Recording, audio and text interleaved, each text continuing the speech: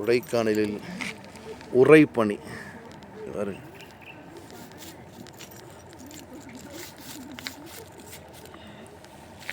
இப்படி ஐஸ் தெரிக்குது.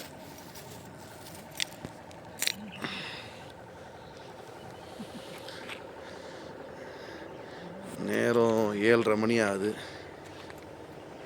இது வரைக்கும்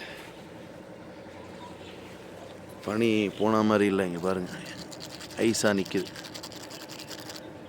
இலையில் முள் இலை தொட்டதுமே இங்கே பாருங்க, குத்துது.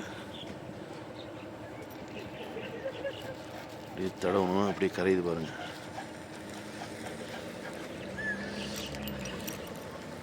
அழகான காட்சி. இங்கே முழுசாக